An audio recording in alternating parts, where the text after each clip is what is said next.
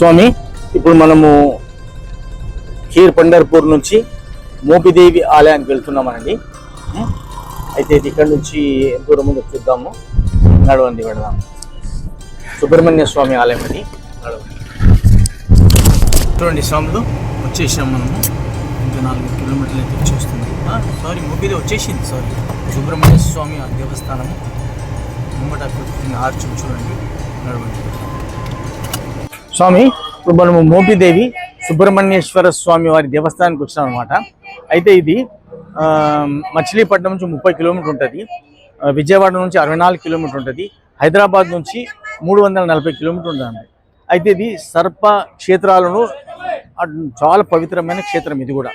ఇప్పుడు తమిళనాడు 6 ఉన్నాయి, మన కర్ణాటకలో 3 ఉన్నాయి. కొక్కే సుబ్రహ్మణ్య గీట అది ఎట్లా పూజలు అవుతాయి, అట్లనే ఇక్కడ కూడా బ్రహ్మాండమైన పూజలు స్టార్ట్ అయిపోయింది. 20 ఏళ్ళ కింద మామూలుగా కూడా ఇప్పుడు చాలా ఫేమస్ అయిపోయింది. చాలా ఇదైతుంది. నడవండి చూద్దాం.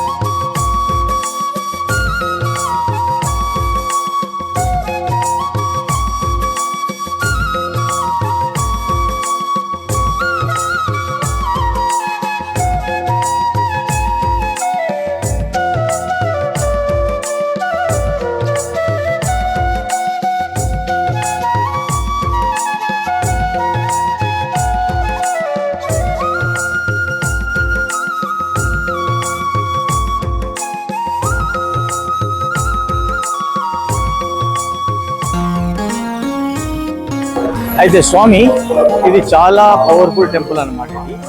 అయితే ఇక్కడ ఒక సర్పం ఉంటుంది. అంటే ఎవ్రీ ఇయర్ పానవట్టం కింద ఒక రంధ్రం ఉంటుంది. ఎవ్రీ ఇయర్ నాగేంద్రుడు వచ్చి అందరికి దర్శనం ఇచ్చి పోతాడు అనమాట. అది చాలా ఇంపార్టెంట్ ఇక్కడ. అయితే భక్తులు కూడా ఆ రంధ్రంలో పాలు పోస్తారు. పాలు పోస్తే వాళ్ళు కోరిన కోరికలన్నీ తీరుతాయి అని అనుకుంటారు అన్నమాట. చాలా ఇంపార్టెంట్ థింగ్ ఇక్కడ జరిగేది.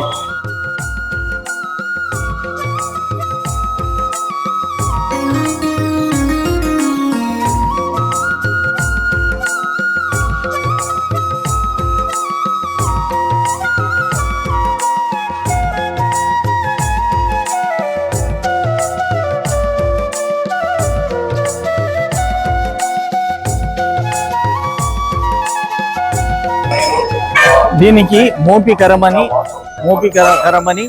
తర్వాత సర్పక్షేత్రం అని పేర్లు ఉండేవి అనమాట.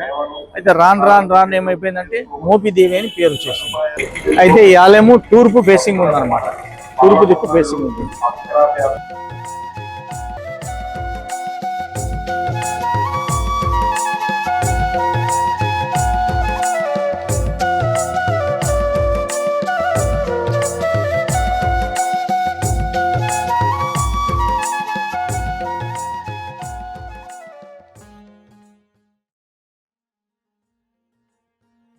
స్వామి ఇక్కడ ఎక్కువ మటుకు పూజలు నాగుల చవితి నాడు, సుబ్రహ్మణ్య షష్ఠి నాడు చాలా బ్రహ్మాండంగా అవుతాయి అనమాట. ఇంకా గురువారాలు ఆదివారాలు కూడా అవుతాయి అనమాట. ఇంకోటి ఏంటంటే అయితే ఇక్కడ సంతానం లేని వారికి సంతానము, కోరిన కోరికలు తీర్చే భగవంతుడు అనమాట. కాబట్టి మనము నండి దర్శనం చేసుకుందాం.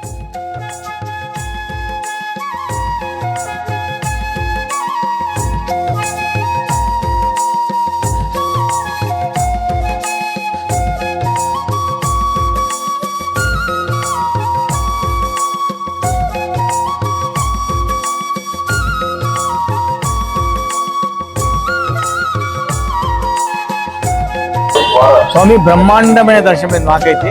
ఇక మీకు ఏందామంటే చేలిక లోపలికి అలౌడ్ లేకుండే, కాబట్టి మీరు వచ్చి దర్శనం చేసుకోండి. చాలా బాగుంది, చాలా పవర్ఫుల్ టెంపుల్.